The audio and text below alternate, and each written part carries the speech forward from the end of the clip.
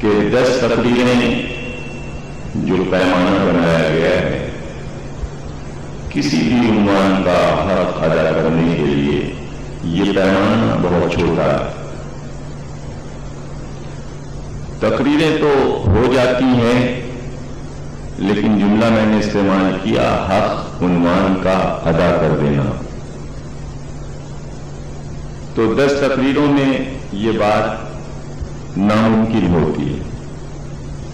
اسی لیے میں جب بھی یہاں کا عنوان رکھتا ہوں تو اسی عنوان سے بعد کے اشرے کا عنوان قرار دے لیتا ہوں۔ گزشتہ سال یہاں کا عنوان تھا امام اور امت، تو تقریباً تمام معصومین پر ایک ایک تقریر، ان کا عہد، ان کا زمانہ اور اس عہد کی امت کے حالات، یہ تھیں 10 تقریریں گزشتہ سال۔ تو موضوع اپنی جگہ پر کامل ہو گیا، لیکن میں نے اپنے دوسرے اشرے کا عنوان تاریخ شیعیت رکھا، اس لیے کہ 10 تقریروں کے بعد پھر اس تاریخ کا بتانا بھی ضروری تھا کہ معصومین نے جس قوم کی تشکیل کی اس کی تاریخ کیا ہے۔ اسی طرح یہاں کا عنوان اسلامی طرز معاشرت، تو اب 10 تقریروں میں اسلامی طرز معاشرت، اس میں رکاوٹیں اور معاشرے میں اس کو جاری کرنا، اس پہ عمل کروانا اور خود عمل کر کے دکھانا۔ تو اب یہاں تک پہنچتے پہنچتے 10 تقریروں میں ناممکن تھا، اس لیے میں نے اپنے اگلے اشرے کا عنوان قرآن اور میر انیس رکھا ہے، اس لیے کہ کلام انیس اس معاشرت کو پیش کرتا ہے جو عرب اور ایران سے نکلنے کے بعد اسلامی معاشرت تشکیل پائی، وہ اس کا ایک قرآن ہے۔ کلام انیس جو ہے آپ کے پاس اس اسلامی معاشرت کو پیش کرتا ہے جو عرب اور ایران سے مسلمان نکل کر ہندوستان میں اور پاکستان میں آئے، اور اس میں تبدیلی ناممکن ہے۔ تو وہ گفتگو یہاں میں نہیں کر سکتا تھا، اس لیے کہ ابھی تو یہی گفتگو باقی ہے اہم ترین، کہ وہ اسلامی طرز معاشرت جسے نبی چاہتا تھا، جسے امام چاہتے تھے، اور وہ سماج کو عطا بھی کر دی گئی اور معصومین نے اس پر عمل کر کے بھی دکھا دیا تھا، تو معاشرے میں وہ طرز آ کیوں نہ سکا؟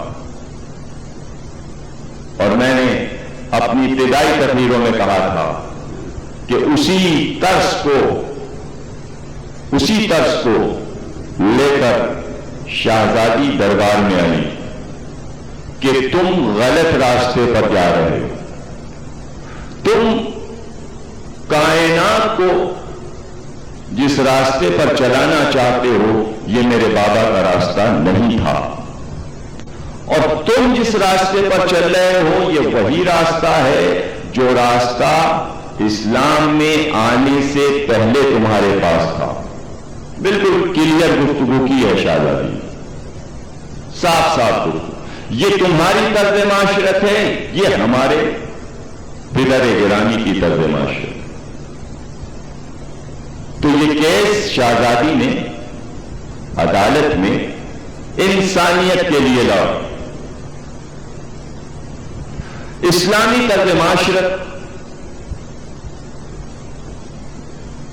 کوئی نئی چیز نہیں تھی جو نبی نے پیش کیا، اس کا آغاز اسی وقت ہو گیا تھا جب آدم کا پتلا تیار ہوا،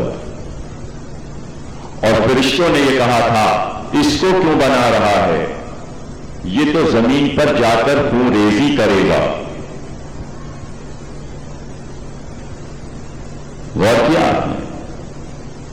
سے بنا دے. تو پروردگار نے اس کا کوئی جواب نہیں دیا کہ کرے گا یا نہیں کرے گا پورے ہی.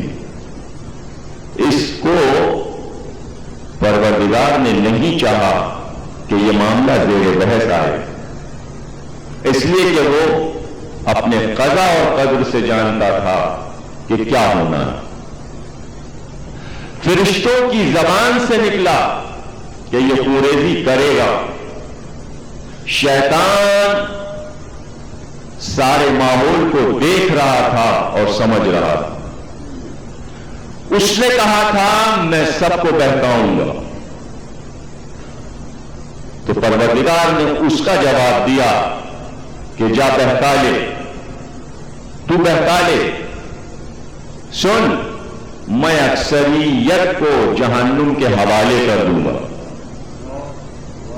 پروردگار کی اکثریت جہنم میں جائے گی، اقلیت جنت میں جائے گی. یہ تو پہلے دن واضح ہو گیا. تو اسلامی طرز معاشرت آپ کو اکثریت میں نہیں ملے گی، بلکہ اقلیت میں اسے تلاش کریں تب ملے گی. اور اگر آپ اسے اجماع میں، مجمع میں تلاش کرنے لگے تو اسے نہیں پائیں گے. جہاں کہیں بھی اقلیت مل جائے وہاں ملے گی. تو شیطان نے یہ طے کیا، لیکن یہ جملہ بھی کہہ گیا. بڑا عالم تھا نا، پڑھا لکھا، تو یہ جملہ بھی کہہ دیا سب کو بہکاؤں گا لیکن تیرے مخلص بندوں کو نہیں بہکاؤں گا. ان کو نہیں بہکاؤں گا. تو پروردگار نے کہا تو ان کو بہکا بھی نہیں سکتا. کتنے یقین سے شیطان نے کہا اور اس پر ساتھ کیا پروردگار نے کہ تو بہکا بھی نہیں سکتا. تو اب وہ آدم کو نہ بہکا سکا، نوح کو نہ بہکا سکا، ابراہیم کو نہ بہکا سکا، موسیٰ اور ہارون کو نہ بہکا سکا، عیسیٰ کو نہ بہکا سکا. لیکن اس نے یہ طے کیا، توجہ رکھیے گا، یعنی یہ جملہ آپ کو یاد ہوگا کہ جب تک کہ انسانیت کی ہدایت کے لیے معصوم نہ آئے طرز معاشرت درست نہیں ہو سکتا. اس لیے کہ اس کا گناہوں سے پاک ہونا ضروری ہے. صغیرہ اور کبیرہ سے تب وہ ہدایت کر سکتا ہے. اس لیے قدرت نے اپنے ہاتھ میں یہ انتظام رکھا کہ ہادی ہم بنائیں گے، تاکہ انسانیت پلٹ کر یہ نہ کہے کہ یہ خامی تم میں بھی ہے، تم ہم سے کیا کہہ رہے ہو. اس لیے ہادی کا پاک و پاکیزہ ہونا ضروری. اور یہ معلوم ہے پروردگار کو کہ ہم انسانیت کی ہدایت کے لیے جتنے بھی ہادی بھیجیں گے ان میں ایک بھی خامی نہ ہوگی. اور شیطان بہکا سکتا نہیں، ان تک آ سکتا نہیں. تو شیطان نے اب جو چال چلی وہ چال یہ چلی کہ ہر نبی کی امت کو اس بات پر بہکایا کہ تم اپنے لیڈر، اپنے ہادی میں عیب تلاش کرو. وہ یہ کل ہے اسلامی طرز معاشرت کی کہانی. میں عنوان کو اپنے سمیٹ رہا ہوں. امت کو بہکا دیا کہ اپنے ہادی میں عیب تلاش کرو. امت نے عیب تلاش کیے، وہ عیب تلاش کر کے جب جمع کیے گئے تو اس عہد کی تاریخ بنی. توریت و انجیل و زبور جو اب موجود ہے، موجودہ ان میں پڑھ لیجئے، ہر نبی خطا کار نظر آئے گا. اسی روش پر مسلمان چلے، کلمہ پڑھ کر اسلام میں آئے، لیکن ہر عہد میں اپنے نبی میں عیب تلاش کرتے رہے. پرانی فکر تھی، یہ شیطانی فکر تھی. اسی فکر سے پروردگار بچانا چاہتا تھا کہ ہمیشہ معصوم ہادی کو تلاش کرنا، اور جب ہادی معصوم ہوگا اس میں عیب نہیں ہوگا. جب عصمت کو نبوت سے نکالا گیا، میرے خیال میں بڑی علمی بحث ہو رہی ہے، بہت علمی بحث ہو گئی ہے. میں اس کو آسان کر دوں. اول توحید، دوسرے عدل، تیسرے نبوت۔ توحید کامل نہیں ہے جب تک کہ اسے عادل نہ مانا جائے، نبوت کامل نہیں جب تک کہ عصمت کو نہ مانا جائے، اس لیے نبوت کے فوراً بعد امامت کو رکھا عصمت کی گواہی کے لیے۔ اب اسلامی طرز معاشرت میں اگر پروردگار کی ذات سے عدل نکال دیا جائے اور نبوت سے عصمت نکال دی جائے تو اسلامی طرز معاشرت ختم ہو گیا۔ پروردگار کو بھی اپنا جیسا بنا لیا، نبی کو بھی اپنا جیسا بنا لیا۔ ایسی اسلامی طرز معاشرت نہیں چاہیے، اس لیے کہ پھر آسان ہو جائے گا یہ کہنا کہ پروردگار بھی خطا کار ہے اور نبی بھی خطا کار ہے۔ اب وہاں اسلامی طرز معاشرت تلاش کیجئے کہ جو اسلامی طرز معاشرت پروردگار کو عادل سمجھتی ہے اور نبی کو معصوم سمجھتی ہے۔ اور شیطان کی کوشش یہ کہ امت کو بہکا کر اس منزل پر لائے کہ اس میں عیب تلاش کرو۔ تو تاریخ نے لکھا آدم سے خطا ہوئی، نوح سے خطا ہوئی، معاذ اللہ ابراہیم سے خطا ہوئی، موسیٰ سے خطا ہوئی، ہارون سے خطا ہوئی، یعقوب، عیسیٰ سب سے خطا۔ تو جب تاریخ لکھتی چلی آ رہی تھی کہ ہر نبی سے خطا ہوتی ہے تو چند خطائیں ہر نبی میں تلاش کر کے کتابوں میں لکھی۔ مسلمانوں نے تا حیات نبی میں خطائیں تلاش کی۔ کبھی صلح حدیبیہ پر کہا کہ جیسا آج نبوت میں شک ہوا تھا کبھی نہیں ہوا۔ کبھی جنگ خندق میں کہا کہ آج تو خدا نے بھی اور اس کے رسول نے بھی دھوکہ دیا۔ اب دیکھتے جائیے کہاں کہاں پر خطائیں، اور یہ تو کسی نبی کی امت نے نہیں کیا۔ جملہ بہت کام کا ہے، آدم سے لے کر عیسیٰ تک کسی نبی کی امت نے اپنے نبی کو یہ نہیں کہا کہ یہ ہذیان بک رہا ہے۔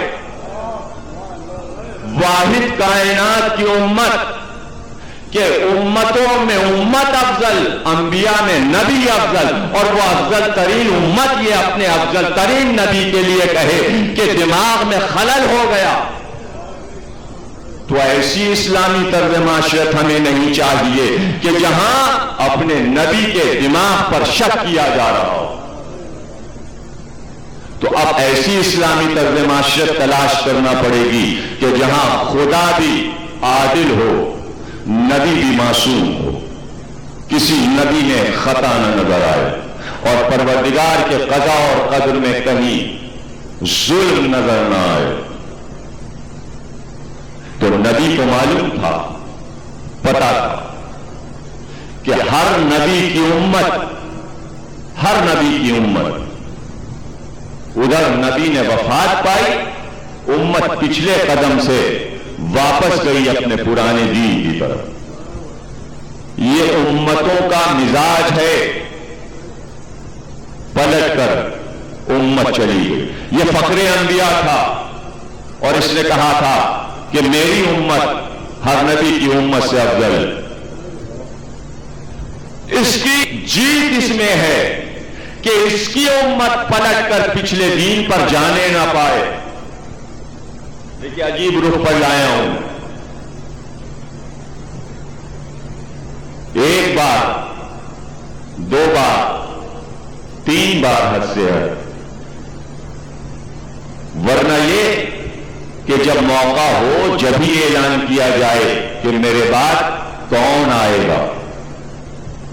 تاریخیں بھری پڑی، آدم دنیا سے جانے لگے، وصیت کر دی کہ میرا بیٹا شیش جو ہے وہ میرا نائب۔ وہ گئے دنیا سے، کہا میرا بیٹا انوش۔ وہ گئے، انہوں نے کہا میرا بیٹا پینان۔ سامو ہامو یافس تک جناب موسیٰ یوشع بن نون کو نائب بنا کر گئے۔ اسی طرح سلسلہ چلتا رہا۔ جناب عیسیٰ جناب حبوب کو بنا کر گئے نائب، یعنی وصیت کی جانے سے پہلے۔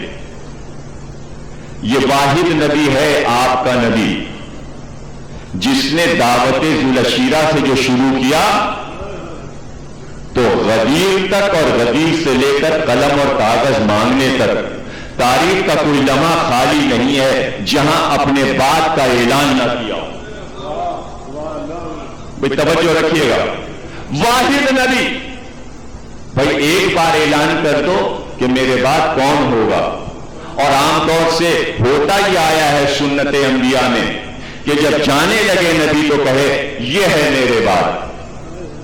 لیکن یہ نبی دعوت ذو العشیرہ میں کھڑے ہو کر جو آج میری مدد کرے گا وہ میرا نائب، میرا وزیر، میرا خلیفہ، بدر میں، احد میں، خندق میں جو جائے گا عمر کو مارے گا، اس کا سر لائے گا، وہ میرا خلیفہ۔ خیبر میں، حنین میں، فتح مکہ پر، صلح حدیبیہ کے موقع، سورہ برات لے جاتے وقت ہر موقع پر اعلان، ہر موقع پر اعلان، ہر موقع پر اعلان۔ اور جب اعلان ہوتا تھا تو کون جاتا تھا ذرا بتائیے؟ بھئی سب کچھ تو ثابت ہو گیا، کھل کے سامنے آ گیا، کوئی بات مبہم تو نہیں رہ گئی نا۔ اعلان ہو جاتا تھا نا، دعوت ذو العشیرہ میں کہا جو آج میری مدد کرے گا آنے والے دور میں وہ میرا جانشین، وہ میرا خلیفہ۔ تاریخ نے لکھ دیا، جو دن تک نے لکھ دیا کہ ہاں ایک بچہ اٹھ کر کھڑا ہو گیا، اس نے کہا میں مدد کروں گا، حالانکہ آشوب چشم ہے اور میری پنڈلیاں کمزور ہیں، بچپنا ہے، میں چھوٹا ہوں، لیکن میں وعدہ کرتا ہوں مدد کروں گا۔ اور ابن نے اس پر تفصیل سے یہ لکھا ہے کہ دعوت ذو العشیرہ میں دو بھائیوں میں دو وعدے ہوئے تھے، دو وعدے ہوئے تھے۔ ایک انگریز مورخ اور اس بات کو اتنے وضاحت سے لکھے کہ دو وعدے ہوئے تھے۔ ایک نے کہا کہ میری مدد کرو تو خلافت دوں گا، دوسرے نے کہا میں مدد کروں گا۔ ایک وعدہ بڑے بھائی نے کیا، ایک چھوٹے بھائی نے، تم یہ کام کر دو تو یہ دے دیں گے۔ چھوٹے نے کہا میں یہ کام کرتا ہوں۔ تاریخ میں چھوٹے بھائی نے وعدے کو نبھا دیا۔ کون کہہ رہا ہے؟ فال آف دا رومن امپائر لکھنے والا کیا کہہ رہا ہے؟ کہہ رہا ہے کہ اس نے وعدہ کیا تو 13 سال کی عمر سے مکے میں اب جو نصرت شروع کی، ہر موقع پر مدد، بدر میں آگے بڑھ گیا، مدد کی، احد میں آگے بڑھ گیا، بچا لیا، خندق میں گیا، نبی کو بچایا، شب ہجرت بچایا، حنین میں بچایا، خیبر میں بچایا، فتح مکہ کے روز حفاظت کی۔ حد یہ ہے کہ قبر میں اپنے ہاتھ سے اتار کر نبوت کے سفر کو تمام کرتے ہوئے امت کو بتایا کہ وعدہ کیا تھا، نبھا دیا۔ اب وہ سوال کرتا ہے امت سے کہ چھوٹے بھائی نے جو وعدہ کیا تھا پورا کر دیا، وعدے کو کامل کر دیا۔ بڑے بھائی نے کہا تھا تم مدد کرو گے تو خلافت دیں گے، بتاؤ بڑے بھائی نے اپنا وعدہ پورا کیا یا نہیں؟ امت سے سوال کر رہا ہے۔ تو یہ کیسے ہو سکتا ہے کہ چھوٹا بھائی اپنا وعدہ پورا کر کے جائے اور بڑا بھائی بغیر وعدے کے چلا جائے؟ تو جب چھوٹے بھائی نے اپنے وعدے کو کامل کر دیا تو بڑے بھائی نے بھی غدیر کے میدان میں اعلان کر کے بتا دیا میں آج اپنا وعدہ پورا کروں۔ دونوں وعدے کامل ہوئے۔ تو اب آپ ہمیں بتائیے کہ دعوت ذو العشیرہ کے بعد سمجھ میں نہیں آ گیا مسلمانوں کے کہ اس کے بعد کون ہوگا؟ بدر ہو، احد ہو، خندق ہو، خیبر کے بعد نہیں معلوم ہو گیا کہ نبی کے بعد کون آئے گا؟ سورہ برات دے دیا، تم لے جاؤ۔ آدھی دور گئے تھے کہ پیچھے سے آدمی آیا، کہا واپس چلو۔ نبی نے بلایا، روتے ہوئے آئے، کیا میرے لیے کوئی حکم آ گیا؟ کہاں حکم آیا؟ ارشاد رب العزت ہوا ہے یا تو آپ جائیے یہ سورہ لے کر، یا وہ جائے جو آپ میں سے ہو، منیت کی منزل پر ہو۔ جبریل امی یہ حکم لائے۔ تو اب جو منیت کی منزل پر تھا اسے بلا کر کہا تم لے جاؤ سورہ برات، تم لے جاؤ سورہ برات۔ کیسی کٹھن منزل تھی یہ فتح مکہ کی، اور اس منزل پر بھی بتایا۔ تو اب اس منزل پر ایک نہیں 10 مسئلے نبی نے حل کر دیے۔ وہ جائے جو مجھ سے ہو، وہ جائے کہ جو پورا سورہ پڑھے کافروں کے سامنے نہ لب تھرائے، نہ ہاتھ تھرائے، نہ جسم تھرائے، نہ شرم سے سر جھکے. اس لیے کہ اعلان یہ کرنا تھا اب کوئی کافر خانہ کعبہ میں نہ آئے، اب کوئی برہنہ طواف نہ کرے، کوئی مشرک اندر نہ گھسے، حدود حرم میں اب کوئی نہیں آ سکتا. ہزاروں کافروں کے مجمع میں، مشرکوں کے مجمع میں اعلان کرنا تھا تو وہ اعلان کرے جس نے کبھی نہ حج کیا ہو ایام کفر میں، وہ جائے. نہیں، بلکہ وہ جائے کہ جب جا کر کہے خبردار کوئی کافر برہنہ حج نہیں کرے گا، تو پلٹ کر سارے کافر کہتے تمہارے باپ بھی تو اسی طرح حج کیا کرتے تھے. اور جب علی نے ہزاروں کے مجمع میں یہ اعلان کیا خبردار کوئی برہنہ طواف نہیں کرے گا خانہ کعبہ میں آ کر، تو کوئی تو پڑھ کر یہ کہے کہ کل تک ابو طالب بھی اسی طرح حج کرتے تھے. لیکن کسی کا اعلان نہ کرنا علی کے سامنے یہ بتا رہا ہے کہ کافر بھی یہ جانتے تھے کہ ابو طالب کا طرز معاشرت یہ نہیں تھا. جو رسول کا طرز معاشرت ہے وہی ابو طالب کا طرز معاشرت ہے. صلوات پڑھیے گا.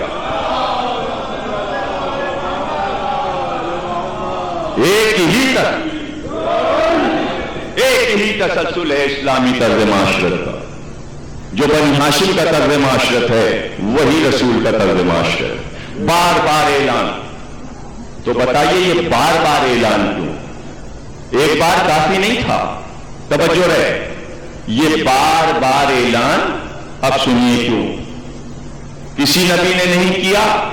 آخری نبی، آخری امت، آخری پیغام قیامت تک جانا تھا، اور کوئی اس میں سے پلٹ کر لاتو مناتو حبل اور عزا کی طرف جانے نہ پائے. ایک کوشش کہ جن بتوں کو توڑ کر چکنا چور کر دیا ہے میں نے، اب واپس وہ بت خانہ خدا میں آنے نہ پائیں. صرف ایک فکر، ایک کوشش. اور قیامت تک آپ دیکھیں گے کہ اب یہ بت واپس خانہ کعبہ میں نہیں آ سکتے.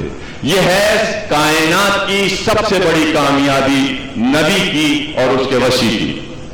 دو بھائیوں نے مل کر بت توڑے تو توڑ کر فیصلہ کر دیا اب بت نہیں آ سکتے، اب بت نہیں آ سکتے. نہیں، بت آنا تو دور کی بات ہے. یہی پوری قوم اتنی مشکوک ہو جائے گی کہ جو کل تک بت پرستی کر رہی تھی، جس کے اجداد نے صدیوں بت کو پوجا ہے، وہی قوم اگر باہر کے ملک کا حاجی چلا جائے اور خانہ کعبہ کی دیوار کو چھو لے گا تو یہ پاگلوں کی طرح چلا کر کہے گی شرک ہو گیا. بھائی غور کیا آپ نے نبی کی کامیابی کو؟ کل تک تمہارے باپ دادا بت پوج رہے تھے. یہ نبی اور وسیع کے قدم کا صدقہ ہے کہ آج تم ڈرنے لگے پتھروں سے اور ڈر کر کہتے ہو چھونا نہیں، شرک ہو گیا. کیسا خوف دل میں بٹھایا ہے ان بت پرستوں کے. یہ بت پرست غور کریں نا، یہ بت پرست. ہم جانتے ہیں کہ بت پرستی کے حدود کہاں سے شروع ہو جاتے ہیں، لیکن ان کے دل میں اتنے شک بیٹھ گئے. ہم جانتے ہیں کہ علم کو چھوا تو بت پرستی نہیں. ہم جانتے ہیں کہ اسلامی طرز معاشرت میں تابوت کو چھوا تو بت پرستی نہیں. ہم جانتے ہیں بہتر، لیکن ان کے آنکھوں پر ایسے پردے ڈال دیے نبی کی کوششوں نے کہ وہ خوف کھانے لگے خواب میں بھی کسی پتھر کو چھوتے ہوئے، کسی لکڑی کو چھوتے ہوئے. ڈر گئے، تھرا گئے، شرک ہو جائے گا، شرک ہو جائے گا، شرک. یہ کامیابی کیسے ملی؟ واپس نہیں جانے دیں گے تمہیں. یہ راز تھا اس لفظ میں کہ میرے بعد خلیفہ بنے. حیران ہو گئے ہوں گے آپ. یہ راز، ان کا یہ راز کہ یہ پلٹ کر نہ جانے پائیں. ایک لفظ میں میرے بعد میرا خلیفہ. میرا جانش، یہ کرو تو یہ لے لو. دعوت ذوالشیرہ سے اور آخر وقت تک ایک لفظ کو پروجیکٹ کیا جسے کہتے ہیں خلافت. خلافت خلافت خلافت. سب کے دماغوں میں یہ بات بیٹھ گئی کہ کوئی ایسی چیز ہے کہ جسے پا لیا تو کائنات میں نام ہی نام ہو جائے گا. پورے دماغوں میں بیٹھ گئی اور ایک کو بار بار دکھا کر ایسا ہوتا ہے. دیکھیں ایک لفظ کو پروجیکٹ کیا، خلیفہ خلافت، اور ایسا ہوتا ہے. اسی کو بھیج دیتے تھے ہر بار، اعلان سب کے لیے، اور پھر جیل کو دیا، جاؤ عمر کا سر لاؤ خلافت لے لو. کوئی نہیں گیا، اسے بھیج دیا. کا ایسا ہوتا ہے. تو اب دو ہی چیزوں سے دلچسپی ہے، یا خلافت سے یا خلیفہ سے. خلافت بھی جو سمجھے اور خلیفہ بھی جو سمجھے. اب جو بھی سمجھے ہوں، یہ طے کر لیا کہ یہ اتنی قیمتی شے ہے کہ اب ہمیں لے لینا. تو نبی یہی چاہتا تھا کہ تمہیں لے لینا. غور کر رہے نا. اب جو نبی نے وفات پائی تو اتنا اہم سمجھا اس مسئلے کو کہ نبی کے جنازے کو بھی چھوڑا. بھئی اگر اہم نہ سمجھتے تو نبی کے جنازے کو کیوں چھوڑتے؟ تو پہلے اس کا فیصلہ کر لو، پہلے یہ بنا لو. توجہ نہیں کیا آپ نے. اگر یہ لفظ پروجیکٹ نہ ہوا ہوتا تو ادھر نبی مرتا اور ادھر خود واپس آ جاتے خانہ کعبہ. پوری امت کو ایک حصار میں خلافت پہ لے لیا کہ بس اسی میں چپک جاؤ ایسے کہ اسی کے بارے میں سوچو اور واپس جا نہ سکو. اور ایسے پھنسے اس میں، ایسے الجھے کہ پورا نظام بنانے لگے.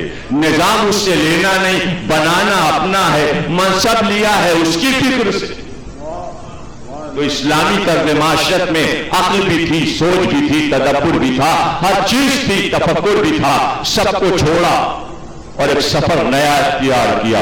تو قدرت نے یہ انتظام کیا کہ ایک عورت کے ذریعے سے، ایک خاتون کے ذریعے سے یہ بتا دو کہ تمہارا یہ سفر جو ہے وہ باطل.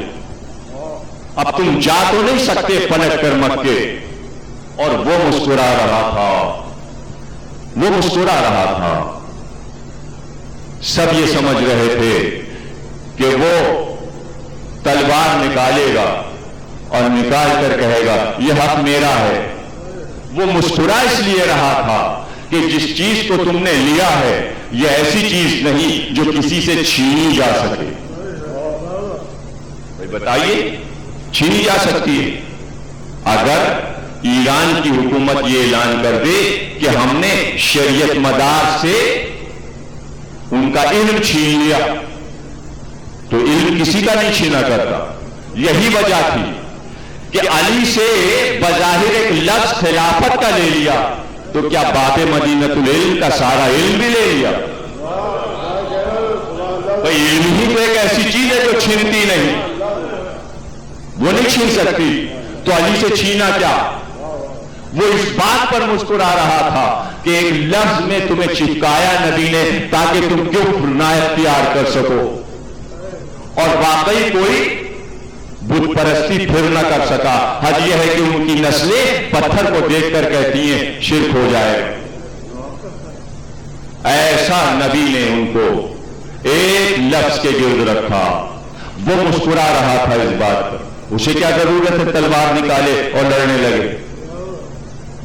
اب دیکھیے جملے پہ غور کیجیے گا. ابھی کچھ دیر پہلے جناب ماجد صاحب کے یہاں گفتگو تھی اور اس گفتگو کا جواب چھوٹے سے جملے میں دے رہا ہوں. وہ مسکرا رہا تھا. دیکھیے اگر وہ تلوار نکالتا، بھئی توجہ رہے، اور لڑتا تو کیا ہوتا؟ تاریخ کیا لکھتی؟ فلاں صاحب کی خلافت پہ علی نے حملہ کیا، جا رہے تھے علی، زبردستی کچھ چھین لیا. ظالم کون ہوتا؟ علی. علی خاموش ہو گئے. علی خاموش ہو گئے. 13 دن کے بعد مدینے میں ایک سانحہ ہو گئے. بہت دنوں کے بعد جب صفین کی لڑائی آئی، اب نہج البلاغہ پڑھیے گا، اس میں خطبہ مل جائے گا، معاویہ نے خط لکھا کہ تم مجھ سے کیا مقابلے کے لیے آ رہے ہو صفین کے میدان میں، تم کیا بہادری رکھتے ہو؟ اس لیے وہ دن بھول گئے جب مدینے کی سڑکوں پر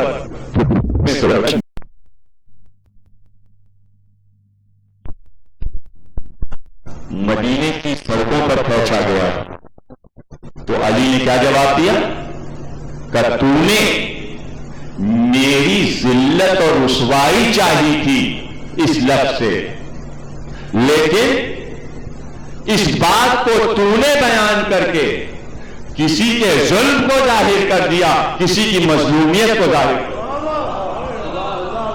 آپ سمجھے تلوار کیوں نہیں نکالی تھی؟ علی تاریخ میں مظلوم رہنا چاہتے تھے، اور دشمن اقرار کرے کہ علی مظلوم تھا، سرکش ناکے کی طرح گھسیٹا جانا علی کی رسوائی نہیں بلکہ علی کی مظلومیت ہے، اور مظلومیت رسوائی نہیں ہوتی، مظلومیت کو ذلت نہیں کہتے، اور جو یہ عمل کرے وہ تاریخ میں ظالم بن جاتا ہے۔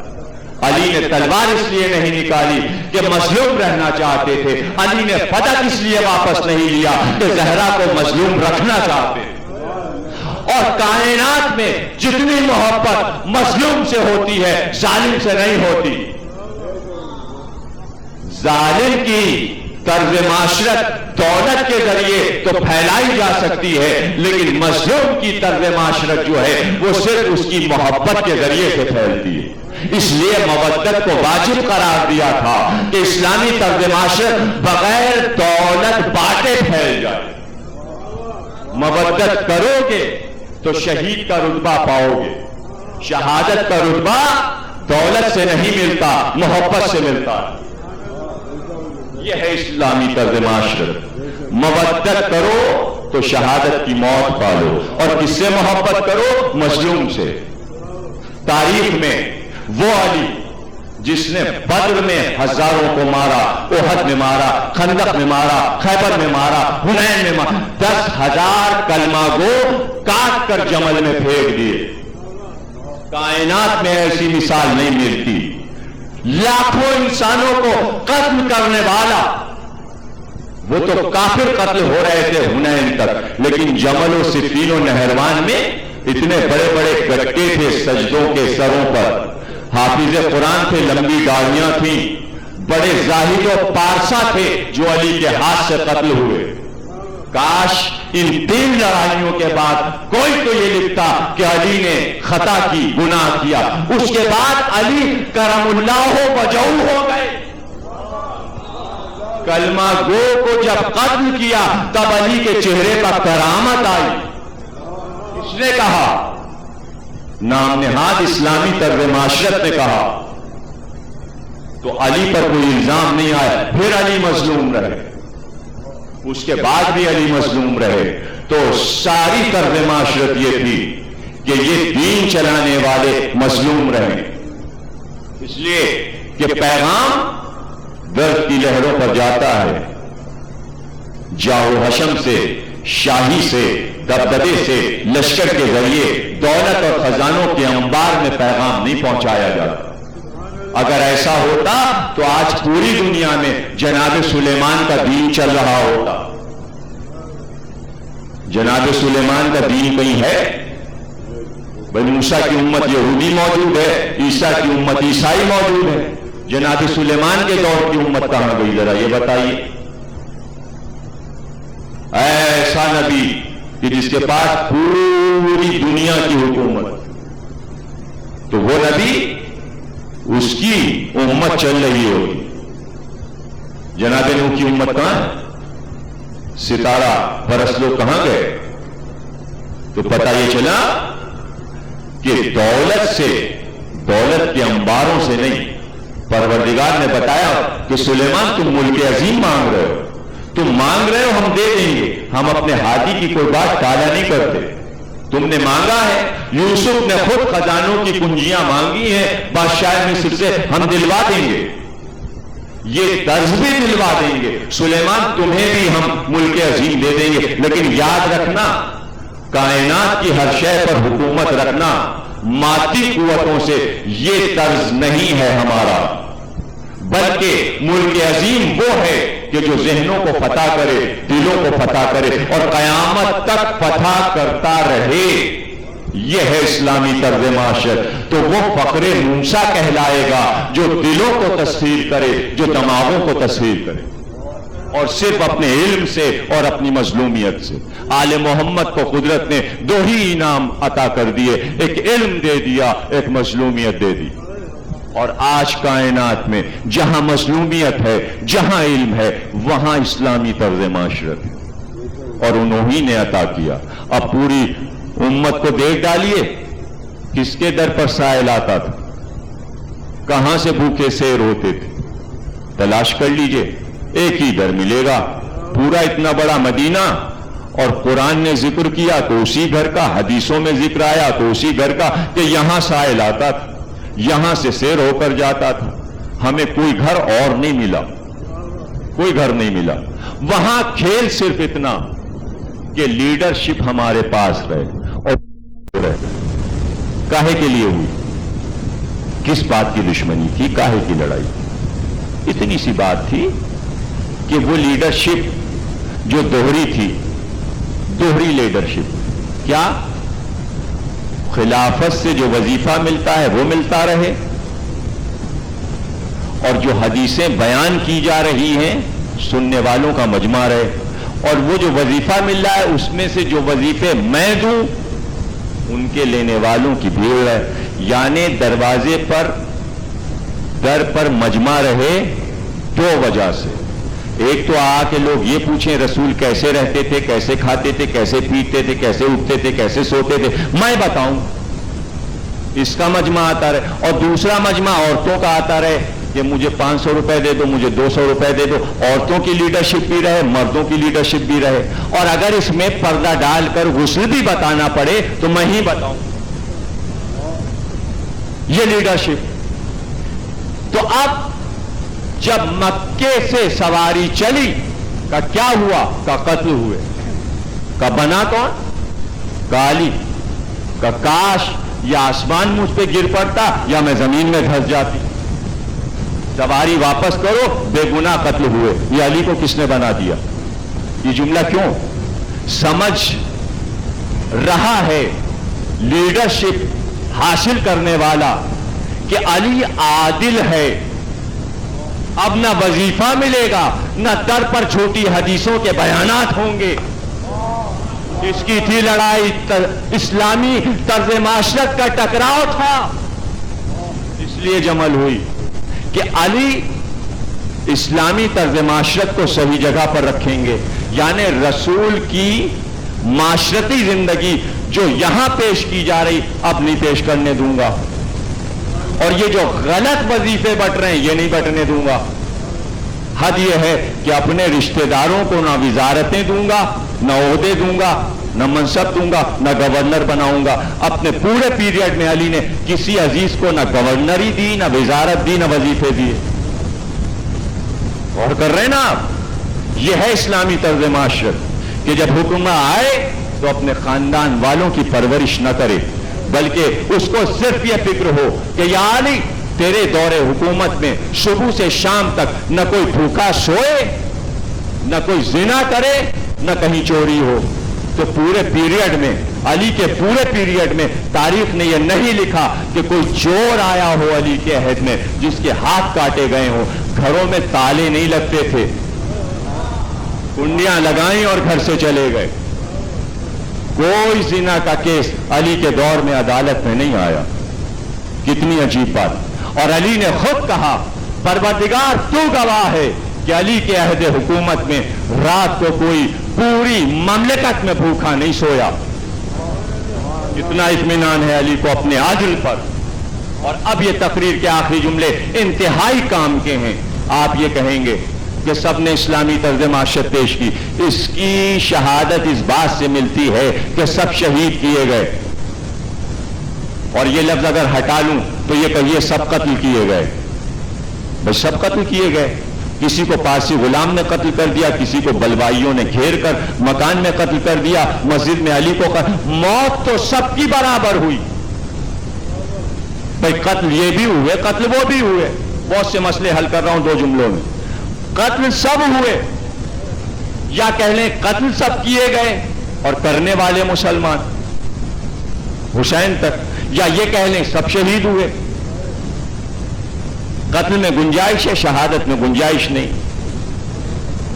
आधा आधा ग्रुप बनाना पड़ेगा, या तो ये ग्रुप बनाना पड़ेगा कि ये शहीद हुए ये कत्ल, या वो कत्ल ये शहीद। तो चलिए लफ्ज शहादत हटा दिया, सिर्फ ये लफ्ज रखिए सब कत्ल किए गए। जो यहां आकर बैठा दावेदार हुआ इस्लामी तर्ज माशरत को माशरे में फैलाने का, वो कत्ल किया गया। भाई 2 जुमले हैं और बड़े काम के जुमले। कत्ल वो भी हुए, कत्ल वो भी हुए, कत्ल ये भी हुए। एक जरा सा फर्क है, एक जरा सा फर्क, और वो फर्क ये है कि वो इसलिए कत्ल किए गए, वो इसलिए कत्ल किए गए कि माशरे में अदल का कयाम ना कर सके। अली इसलिए कत्ल किए गए कि अली का अदल उम्मत बर्दाश्त ना कर सकी और कत्ल कर दिया। वह इतना सा, यह है इस्लामी तर्ज माशरत। वो अदल को इस्लामी तर्ज माशरत में जारी ना कर सके, इसलिए कत्ल किए गए। अजीजों को वजीफे बांट दिए, अपने खानदान वालों को वजीफे बांट दिए, उम्मत नंगी भूखी रह गई। अदल नहीं किया था इसलिए मारे गए। ईरानियों को वजीफे नहीं दिए, उन पर टैक्स बढ़ा दिया, ईरानियों ने कत्ल कर दिया। अदल नहीं था इसलिए कत्ल किया उन्होंने। और अली ताजियाना लेकर बाजार में आ गए। खबरदार तराजू का पल्ला इधर से उधर न झुके, खबरदार हराम मछली बाजार में ना आ जाए, खबरदार सड़ा हुआ सौदा न बेचा जाए। बैठकर खजूरें बेच कर बताएं, गौर कीजिएगा, खजूरें बेच कर बताएं। मीसम चले गए खजूर की दुकान पर, गलत ने सिक्का रखा गले में, खजूरें बांध कर दे दी। वो उधर गया, मीसम इधर आए, पैसे गिनने लगे। कहा या अली आप कैसे बैठे हुए हैं दुकान पर, ये देखिए खोटा सिक्का दे गया। कहा अच्छा, अगर खोटा सिक्का दे गया तो मीसम फिर खजूरें भी कड़वी हैं। कुछ देर के बाद वापस आया, कहा या अली ये खजूरें तो कड़वी हैं, का सिक्का भी तो खोटा है। सलावत पढ़िएगा। बाजार में बैठकर अदल समझाया, तो अब बताइए उम्मत को यह अदल बर्दाश्त हो सकता था, इसलिए मारा। नहरवान की लड़ाई इसलिए हुई, खारजी बने इसलिए इस्लामी माशरत में कि अली का अदल बर्दाश्त न कर सके।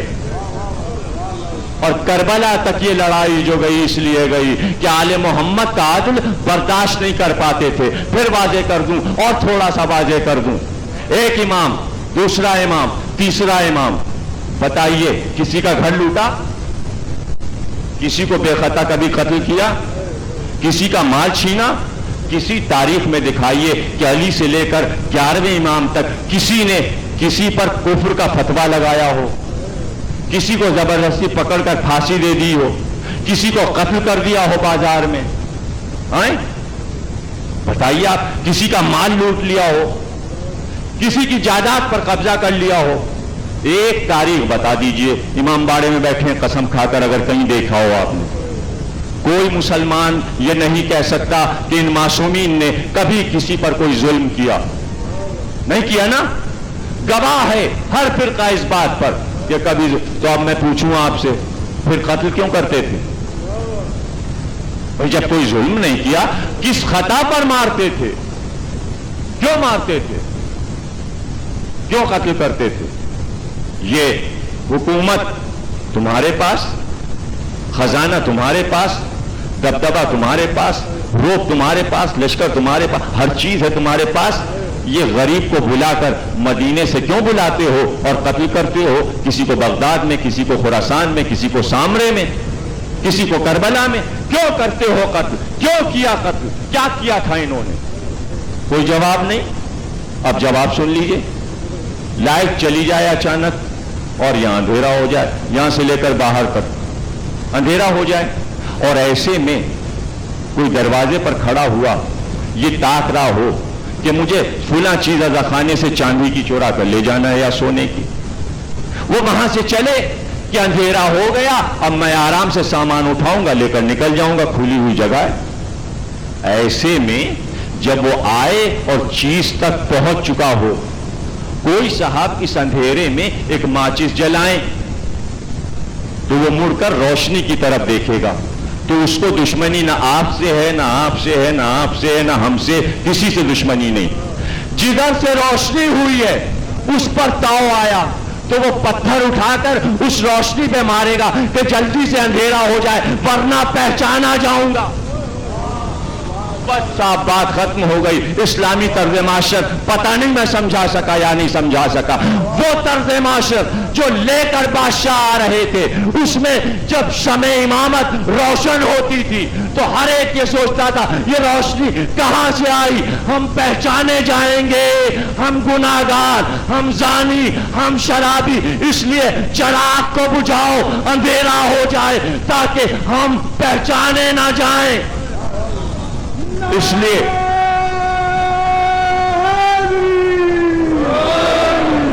لیے چراغ بجھاؤ تاکہ اندھیرے میں جو عیب میں کر رہا ہوں وہ سب کر بھی ڈالوں اور کر کے نکل بھی جاؤں. اس لیے شمع امامت کو بجھاتے تھے کہ یہ شمع روشن ہوئی ہے، ہم پہچانے جائیں گے، اسلامی طرز معاشرت روشن ہو جائے گی اور ہمارے عیب نظر آ جائیں. اس لیے قتل کیا معصومین کو، ورنہ کوئی خطا نہیں تھی. ایک تنہائی میں حسین مدینے میں پڑے ہوئے، کیا چیز یزید کے قبضے میں نہیں تھی، سب نے بیعت کر لی تھی. حد یہ ہے کہ ہر صحابی جو زندہ تھا اس وقت اور تمام اصحاب کے بیٹے، توجہ کیجئے گا، عبداللہ ابن عمر جنہوں نے علی کی بیعت سے انکار کر دیا تھا اور جمل کے موقع پر چھپ کر گھر میں بیٹھ گئے تھے کہ میں کدھر جاؤں، ادھر جاؤں تو اور ادھر جاؤں تو سب اپنے ہیں اس لیے میں نہیں لڑوں گا، وہ یزید کے دور میں نکل آئے تھے اور بیعت کر لی. کتنی عجیب بات ہے، ذرا سوچئے گا. یزید کی بیعت انہوں نے بھی کی جنہوں نے علی کی بیعت نہیں کی تھی، سب نے بیعت کر لی، کسی نے انکار نہیں کیا. ایک حسین نے بیعت نہیں کی تو کیا بگڑ گیا یزید؟ تو مسئلہ یہ نہیں تھا کہ کوئی دولت حسین چھینے لے، اس کو معلوم تھا دمشق نہیں آئیں گے، میرا محل نہیں چھینیں گے، میرا خزانہ نہیں لوٹیں گے، میرا لشکر نہیں لے جائیں گے، میں رہوں گا. کیا لڑائی، اتنی سی لڑائی تھی. یہ اگر مدینے سے نکل آئے تو یہ روشنی سارے میں پھیلے گی، میرے عیب ظاہر ہو جائے. اور میں جو طرز معاشرت پیش کرنا چاہتا ہوں بنی امیہ کی، وہ نہ پیش کر سکوں گا اور یہ باہر نکل کر بتائیں گے یہ ہے اسلامی طرز معاشرت جو میں بتا رہا ہوں. تو حسین اسی لیے نکلے مدینے سے کہ مدینے سے مکے تک اور مکے سے کربلا تک راہ راہ قریہ قریہ بتاتا جاؤں یہ ہے طرز معاشرت. میں ہوں اسلامی طرز معاشرت، میں خود اسلامی طرز معاشرت. اور تمہیں قیامت تک کے لیے چاہیے تو لو دیکھو، عورتوں کو بھی لے چلا ہوں، بچوں کو بھی لے چلا ہوں، جوانوں کو بھی لے چلا ہوں، بوڑھوں کو بھی لے چلا ہوں، انہی کو ملا کر معاشرہ بنتا ہے. اور ہر سیرت کا نمونہ میرے ساتھ. جوانوں علی اکبر کو دیکھنا یہ ہے اسلامی طرز معاشرت. نونہالوں قاسم کو دیکھنا یہ ہے اسلامی طرز معاشرت. عورتوں اور بچیوں زینب و سکینہ کو دیکھنا یہ ہے اسلامی طرز معاشرت. بوڑھو حبیبو عابسو زہیر کو دیکھنا یہ ہے اسلامی طرز. پوری کربلا اسلامی طرز معاشرت نہیں. کربلا محدود نہیں ہے زمین کربلا تک. کربلا کوفے اور کوفے سے شام تک اور شام سے لے کر واپسی تک پوری کربلا اور پوری اسلامی طرز معاشرت. اسلامی طرز معاشرت میں شہید کا سوگ منانے کا طریقہ، سلیقہ اور شعور شہزادی زینب نے سکھایا. تقریر خاتمے پر پہنچ گئی. اب جو اس مکان سے ماتم کر کے نکلی سید سجاد کیا سواریاں تیار، ہاں پھوپھی اماں واپس چلی گئی. یہ مخمل و دیبا کے پردے، یہ زربفت کے پردے زینب ان ہماریوں میں نہیں بیٹھے گی. بھائی کی سوگوار بہن، یزید سے کہو کہ سیاہ پردے ڈالے جائیں. ہماریوں پر سیاہ پردے ڈالے گئے. اور اب बशीर, जिसकी सरकर्दगी में 1000 का लश्कर जो इस काफिले की हिफाजत में जा रहा है। आने का सफर आपको याद है, सब कुछ याद, लेकिन जाने में अंदाज ये था कि जब काफिला ठहरता था तो बशीर पुकार कर कहता था 2 मील, 1 मील, 1.5 मील दूर लश्कर उतरेगा, ताकि शहजादियों की आवाज लश्कर का कोई सिपाही न सुन। जाने में ये इत्मीनान। और जब अमारियों पर बीबियों को बिठा चुकी अपनी निगरानी में, दाहिनी जानिब देखा, बाईं जानिब देखा, आवाज दी, मेरी भाभी रबाब नहीं नजर आती। वो को अलविदा कहने के लिए किसी ने कहा बढ़कर कि जब हम आए थे तो हमने देखा था दर जिंदा से एक बीबी लिपटी हुई बिलक बिलक कर रो रही थी।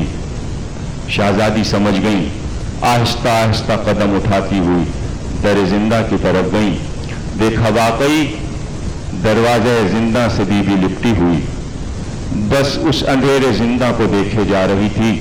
एक बार जाकर शाने पर हाथ रख दिया, कहा भाभी उठो, सवारियां तैयार हैं, क्या करबला न चलोगी? काफिला तैयार है। तो बेख्तियार रोकर कहा, अल्लाह ने 2 ही तो नेमतें दी थी, एक मेरा अली असगर था, एक मेरी सकीना। ए शहजादी, अली असगर करबला के बन में रह गया, सकीना इस अंधेरे घर में अकेली रह गई, शहजादी मुझे यहीं छोड़ दो। तो बेख्तियार रोकर कहा, ए भाभी मेरा बाप, करबला में वाली और वारिस की कब्र पर न चलोगी? क्या तुम्हारा वारिस तुम्हें नहीं याद करता? क्या अली असगर तुम्हारे लिए बेकरार नहीं? क्या कब्र अली असगर से न मिलोगी? ये सुनना था, उठकर खड़ी हो गई, का जैसा आपका हुक्म हमारी पर सवार किया। समझ गई थी ज़ैनब कि रबाब को बेकरारी क्या है, इसलिए जब सवारियां चलने लगी, हजारों औरतें हमारियों को घेरे हुए थी, नाकों के चौगिर्द तमाम ख्वातीन खड़ी हुई थी, छोटे छोटे बच्चों को गोदियों में लिए हुए। एक बार अमारी का पर्दा आपकी शहजादी ने उल्टा और आवाज दी, ए शाम की रहने वालियों, अल्लाह तुम्हारी गोदियों को आबाद रखे, तुम्हारे बच्चों के सरों पर तुम्हारे माँ बाप का साया रहे। सुनो, हम भी एक छोटी सी बच्ची रखते थे, लेकिन उसे कैद खाने में छोड़कर जा रहे हैं। कारोबार दुनिया से कभी फुर्सत पाना तो अंधेरा घर है, शाम को आना, एक चिराग जला दिया करना। मेरी बच्ची अंधेरे में शाम को जरा सी रोशनी हो जाए कब्र सकीना पर। शहजादी ने कुछ ऐसी शान से बात कही थी कि आज तक वो रौनक है शहजादी की कब्र पर, दमिश्क में जनाब सकीना का वो मजार कि जहां अकीदत से हजारों इंसान सर झुकाते हैं। हसरत से सैयद सज्जाद ने मुड़कर अंधेरे जिंदा को देखा। सवारियां 20 सफर को करबला पहुंची। ये दिन वो था कि जब मदीने से रसूल का बूढ़ा नाबीना सहाबी जाबिर बिन अब्दुल्लाह अंसारी करबला पहुंच चुके थे। सुबह को 20 सफर की पहुंचे थे और गुलाम से ये कहा था कि मुझे पहले फुरात ले चलो, फुरात में मैं गुस्ल करूंगा, लिबास तब्दील करूंगा, उसके बाद मैं कब्र हुसैन पर जाऊंगा। फुरात में गए, गुस्ल किया, लिबास सफेद ज़ेब तन किया। अब जो फुरात से बाहर आए तो गुलाम ने सामने नालैने रख दी, पैर आगे बढ़ाया तो गुलाम से कहा, ये क्या? कहा आका आपकी नालैने। कहा हटा लो। अब नालैने नहीं चाहिए जाबिर को। अरे फुरात से लेकर कब्र हुसैन तक जाने कहां कहां सहरा का लहू है, मैं यहां नालैने पहनकर अब नहीं चलूंगा। जाबिर पहला जाहिर है, قبر حسین کا، قبر حسین پر پہنچے، غلام نے کہا قبر آ گئی، ایک بار اپنے آپ کو گرا دیا اور رخسار رکھ کر آواز دی، اے حسین جب کبھی میں تمہارے نانا کی بزم میں آیا، میرے بلانے پر میری گود سے آ کر لپٹ جاتے تھے، حسین میں تم پر سلام کرتا تھا، تم جواب دیتے تھے، کبھی ایسا نہیں ہوا کہ میں نے پکارا ہو اور تم نے جواب نہ دیا ہو۔ اے حسین آج بھی خادم پکارے گا تو جواب دینا۔ اقبال کا حسین تم پر سلام، جواب آیا جابر قبر کے پاس سے جلدی ہٹو، بہن آ رہی ہے، سواری آ رہی ہے، پیشوائی کے لیے بڑھو، زینب کی سواری آ رہی۔ بار الہ اس عبادت کو قبول کرنا، ان آوازوں پر اپنی رحمتوں کو نازل کرنا۔ یہ غم حسین، یہ عظیم غم حسین، ان آنسوؤں کا واسطہ، اس صف اعضا کا واسطہ، ان اذاخانوں کا واسطہ، پروردگار ہم میں جو بیمار ہیں ان کو شفا کر، پروردگار جو بے روزگار ہیں ان کو رزق عطا کر، جو مر چکے ان کو جوار رحمت میں پناہ دے، ظہور فرما، تاجیل فرما۔